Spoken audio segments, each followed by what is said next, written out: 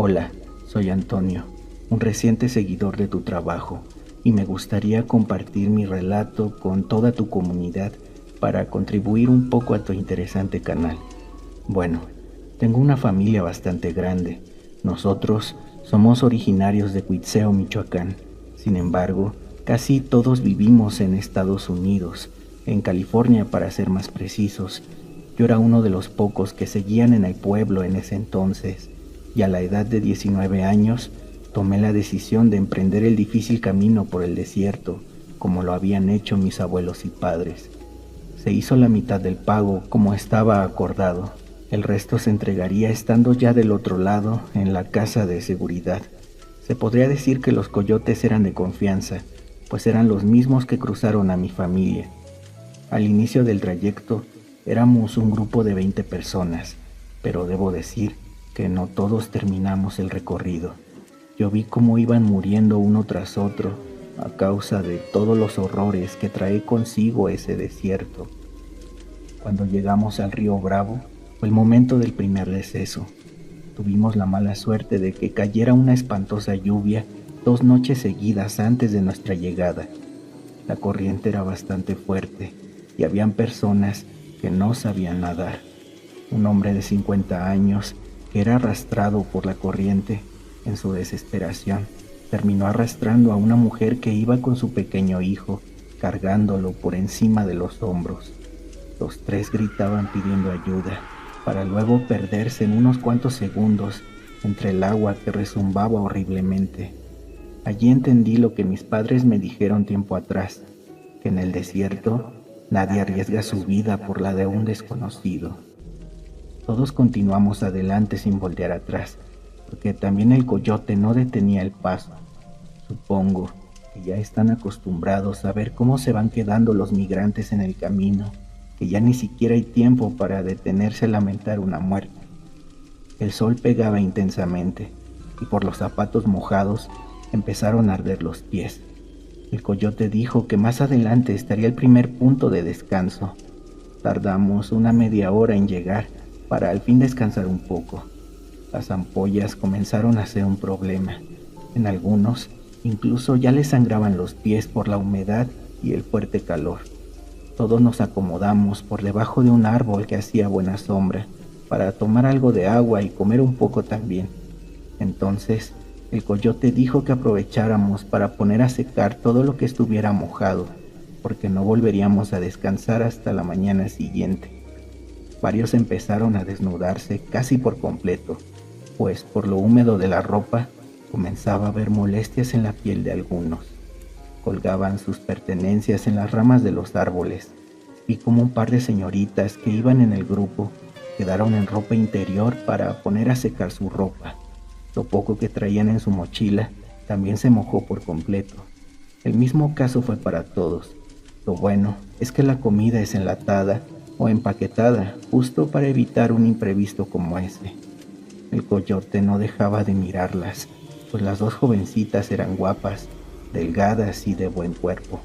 Al parecer se trataba de un par de primas que buscaban reunirse con su familia en Chicago, un caso parecido al mío, los parientes de aquel lado y uno esperando el momento de poder cruzar para volver a verlos. En fin, platicamos sobre todo, ya saben, de dónde éramos y los motivos del por qué queríamos cruzar. Pasó más o menos alrededor de 1 hora y media, cuando el coyote dio la orden para continuar. El sol comenzaba a ocultarse, así que era momento de apresurar el paso. Continuamos un buen tramo, hasta que cayó la noche, y con ella los sonidos del desierto se asomaban con intensidad.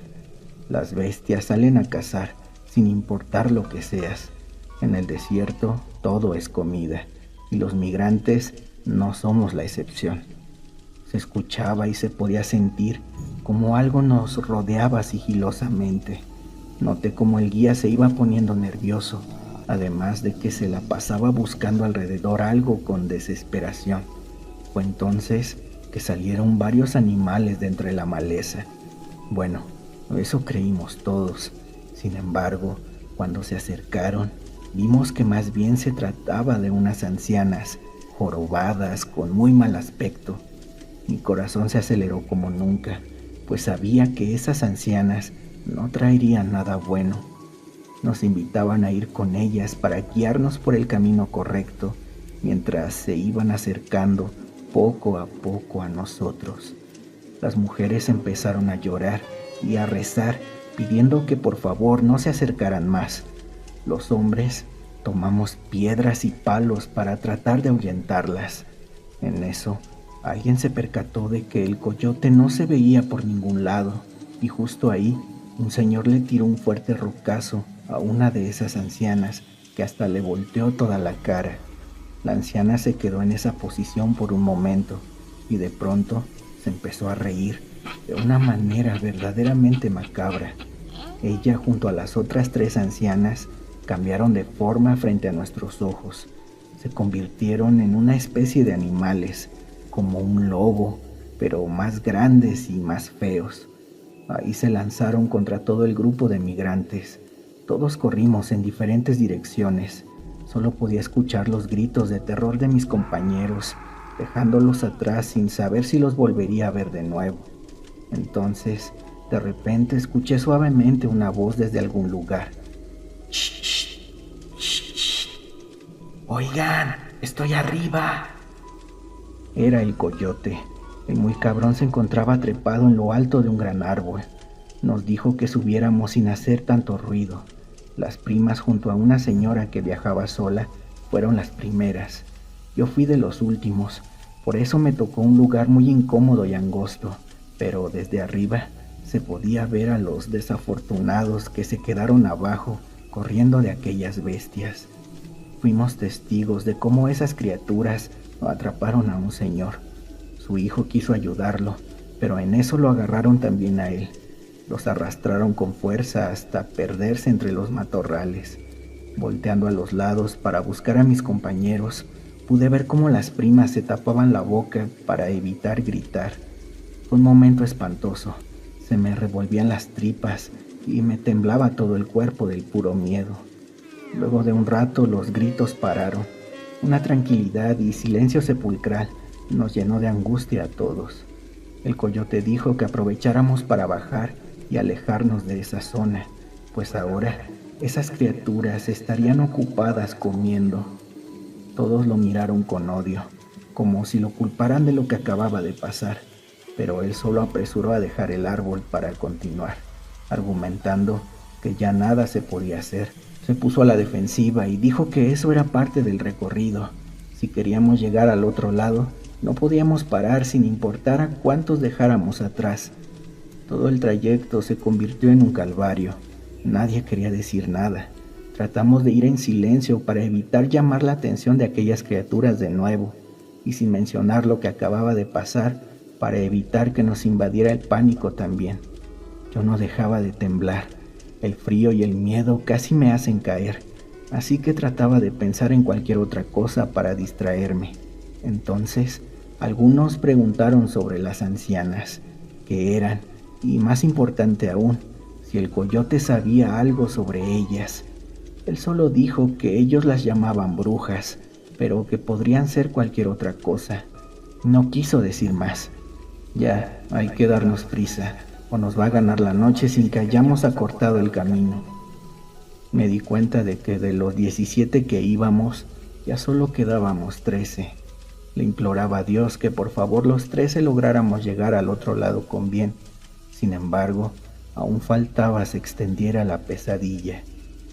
Más adelante, el coyote nos guió hasta un lugar donde habían unas como cuevas, ya que al parecer se percató de que la patrulla fronteriza andaba cerca. Nadie vio nada, solo él se dio cuenta de eso. Además, se estaba nublando el cielo y era posible que cayera la lluvia, así que era momento de esconderse hasta que la zona fuera segura de nuevo. El grupo se dividió en 2, los más jóvenes de un lado y las personas más viejas del otro.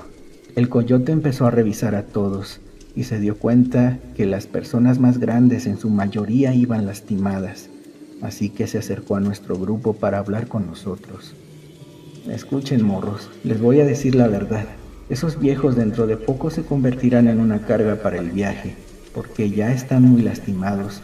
Por eso les pido su apoyo si me veo obligado a abandonarlos. Se los digo porque no me gustaría que todos se pongan en mi contra si lo hago. Si me apoyan, les prometo que ustedes llegan porque llegan al otro lado. La mayoría dijo que sí, pues nos dimos cuenta que por sus palabras estaba dispuesto a todo. ¿Qué más podíamos hacer? Viendo la situación, si el cabrón coyote nos abandonara a todos, ¿quién más podría ayudarnos? Ahí te das cuenta de la importancia que tienen esos güeyes. Quizá por eso es que algunos abusan de esa condición, como ese hijo de la chingada que nos tocó. Por el cansancio, varios se quedaron dormidos muy pronto. Entonces, una de las primas se levantó para ir al baño. Yo vi cómo el coyote se fue detrás de ella. Seguramente no fui el único, pero nadie dijo nada. Y cuando me di cuenta, empezó a llover levemente. Un compañero, más o menos de mi edad, despertó a la otra chica para decirle que su prima ya se había tardado. De pronto, un fuerte sonido nos puso en alerta a todos. Se trató de un disparo.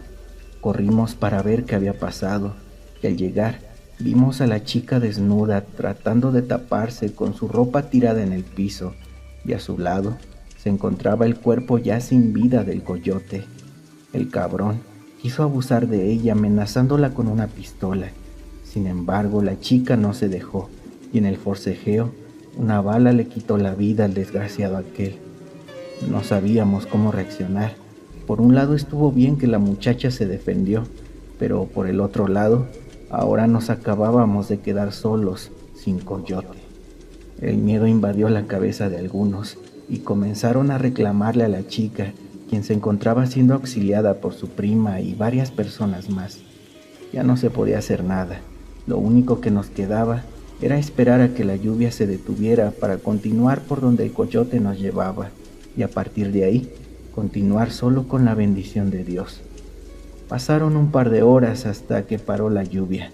Entonces, alguien recordó el lugar que señaló el coyote para indicar según por dónde andaba la migra. Sin duda que esa era la mejor opción, entregarnos para evitar morir en el desierto y que fuese en la misma noche mejor.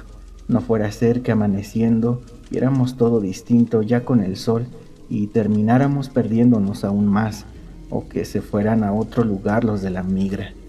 Antes de salir, algunos quisieron un momento para ponerse a rezar. Colocar nuestras vidas en las manos de Dios era todo lo que se podía hacer, y a darle. Con mucho miedo e incertidumbre, emprendimos un nuevo viaje. Tardamos como unas 2 horas hasta llegar a una zona donde se alcanzaban a ver luces de patrulla a lo lejos. Fue un alivio. Incluso apresuramos el paso para llegar más rápido. Tardamos alrededor de otra hora, pero lo conseguimos. Algunos ya no podían continuar, pero por pura voluntad lo lograron. Ahí estaban 2 patrullas que decían Border Patrol. La pesadilla parecía llegar a su fin. Sin embargo, fue todo lo contrario, pues al acercarnos, vimos que los agentes traían perros de búsqueda.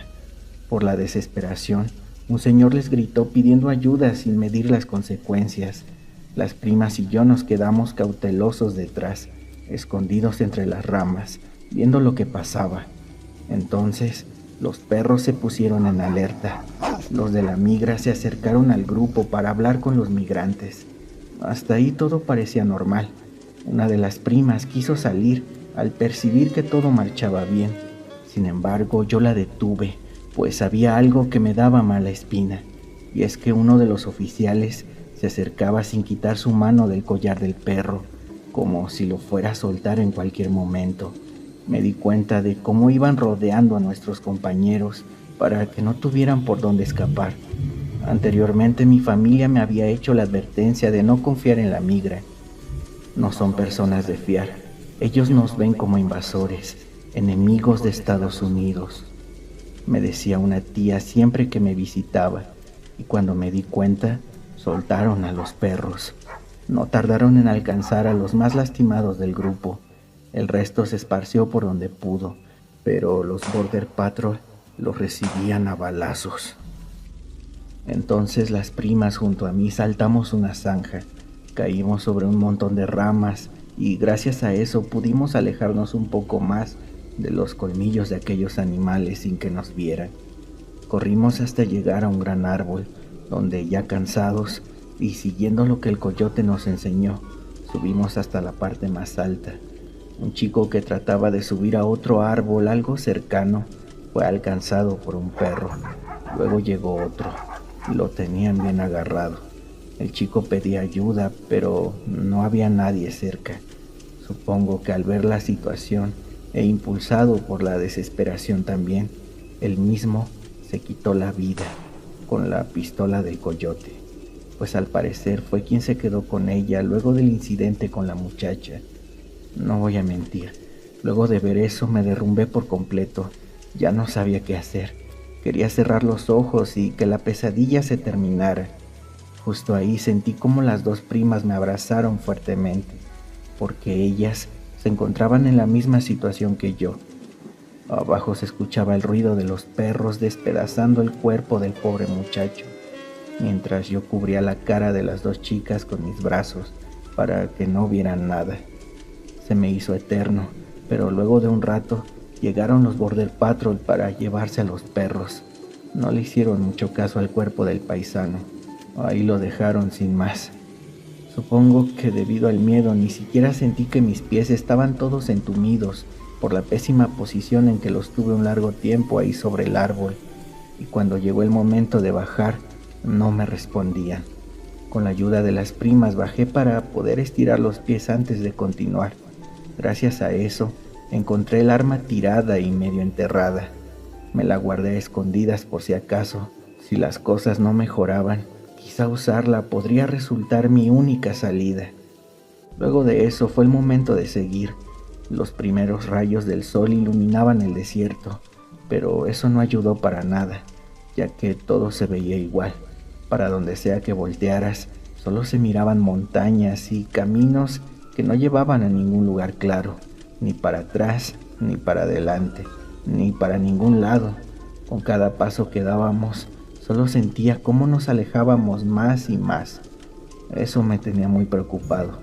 Caminamos sin parar por alrededor de unas 3 horas, hasta que Paulina cayó de golpe, la prima que se defendió del coyote. Paola, es decir, la otra chica, llorando le suplicaba se pusiera de pie, pero fue inútil. Entre los dos la tuvimos que cargar para llevarla bajo la sombra y darle de tomar algo de agua y mojarle la cabeza también. Gracias a eso reaccionó. Decía sentirse muy mal. Temblaba demasiado y le salía mucha baba al hablar. Entonces Paola comenzó a revisarla. Se dio cuenta de que una de sus piernas se encontraba hinchada. Tenía una bola morada, como si algo le hubiese picado, pero por todo lo que pasó y la debilidad de su cuerpo, ni se dio cuenta en qué momento sucedió. Asumiendo que fue algún insecto ponzoñoso, intentamos sacarle el veneno apretando la herida. Le salió un líquido negro que olía muy mal y después sangre. Ella gritaba del dolor, pero se aguantó. La verdad fue muy valiente. Supongo que el terror de quedarse sola fue más grande que el dolor mismo en sí. Esperamos un rato hasta que se sintiera un poco mejor, o más bien menos peor. Entonces me di cuenta de que ya casi no traíamos comida y el agua también era poca. Con mucho miedo e incertidumbre seguimos nuestro camino. Paulina pudo seguirnos el paso por un momento, sin embargo sucumbió de nuevo ante el envenenamiento. Paola se soltó a llorar, pues sabía que hasta ahí llegaría su querida prima. La llevé hasta un lugar más o menos cómodo, con sombra y algo escondido para que se despidieran solamente. Su prima, tomándole la mano, prometió volver por ella cuando encontráramos ayuda. Yo agarré las cosas de su mochila para llevarlas con nosotros, y entre esas encontré una foto de ellas dos juntas. Se la di a Paola y continuamos dejándola atrás. La noche nos alcanzó poco después. El frío ni siquiera nos dejó dormir bien, y así pasamos otras 3 noches más. Para entonces ya no teníamos agua ni comida. La situación empeoraba cada momento, hasta que llegamos a una zona rocosa al amanecer. Subí a la parte más alta para observar si se alcanzaba a ver algo diferente, cualquier cosa, lo que fuera, que nos diera esperanza. Pero en lugar de eso, ahí fue donde me resigné. Al no ver nada más que un desierto interminable, tomé la decisión de ya no continuar. Le dije a mi compañera que yo ya no podía y tampoco quería seguir caminando, que si ella deseaba continuar, lo hiciera sola. Obviamente ella no estaba de acuerdo. Trató de convencerme para no darme por vencido, pero fue inútil, pues yo ya estaba resignado a morir. Se quedó a un lado mío sin pronunciar palabra. Así pasaron las horas, y entonces, de pronto escuché a Paola hablando sola. Parecía estar delirando. Decía cosas sin mucho sentido, hasta que mencionó el nombre de su prima Paulina. Creo que ahí me empecé a marear, y también comencé a ver alucinaciones. Miré a las ancianas que nos atacaron al inicio, caminando lentamente hacia mí en 4 patas. Desesperado saqué la pistola que tenía escondida en mi bolsillo para quitarme la vida de una vez por todas, pues prefería eso a seguir sufriendo. Disparé, pero gracias a la intervención de Paola, el disparo salió desviado. Ella gritaba de miedo. Me quitó el arma para aventarla lo más lejos que pudo. Entonces caí al suelo, lugar desde donde pude ver a unos 20 metros de distancia a Paulina, apuntando con su mano el lugar donde nos encontrábamos Paola y yo. Me quedé paralizado.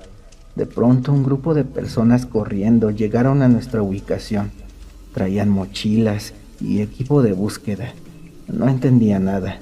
Todo me daba vueltas. Solo alcancé a ver cómo la silueta de Paulina se iba desvaneciendo lentamente en el aire, y ahí perdí el conocimiento. Desperté al día siguiente en la cama de un hospital junto a Paola, quien se encontraba justo a mi lado en otra cama. Ella me contó lo que había pasado. Un grupo de buscadores nos encontró gracias al disparo que escucharon cuando realicé ese acto tan cobarde. No lo podía creer. Al menos mi tontería había servido para algo. Resulta que los buscadores son personas voluntarias que se dedican a buscar migrantes perdidos en el desierto para ayudarlos y salvarles la vida. Cualquier desafortunado que haya sido abandonado por el coyote o simplemente se haya perdido en el desierto tiene una última esperanza gracias a estas personas, como fue nuestro caso, pues de no ser por ellos, seguramente ahora solo formaríamos parte del número de personas desaparecidas. También me dijo que pudo hablar con su prima y que ella le advirtió sobre lo que yo pensaba hacer con la pistola. Por eso alcanzó a detenerme a tiempo. Le di las gracias a Paulina desde lo más profundo de mi corazón, y aunque ni siquiera encontraron su cuerpo, mi esposa Paola y yo jamás la olvidaremos. Hoy tenemos una hija que lleva su nombre en agradecimiento, y en poco tiempo tenemos planeado regresar a Cuitzeo para poner un negocio de ropa en la plaza textil más grande de México, ya que ese era el sueño de Paulina. Nosotros logramos cruzar a Estados Unidos tiempo después, pero eso ya es otra historia. La verdad, la vida acá en Estados Unidos ya no es lo que era antes, y por el contrario, parece que en México las cosas van mejorando significativamente, o al menos eso es lo que me cuenta mi familia. Espero nos podamos ver pronto en Texticuitzeo, Michoacán. Bueno, Jera, te mandamos un cordial saludo mi esposa y yo, ya que ella también es una seguidora de tu canal. Nos dio mucho gusto platicar contigo un poco, y como dijiste que tú vas muy seguido a Michoacán, esperamos algún día conocerte en persona. Muchas gracias y hasta luego.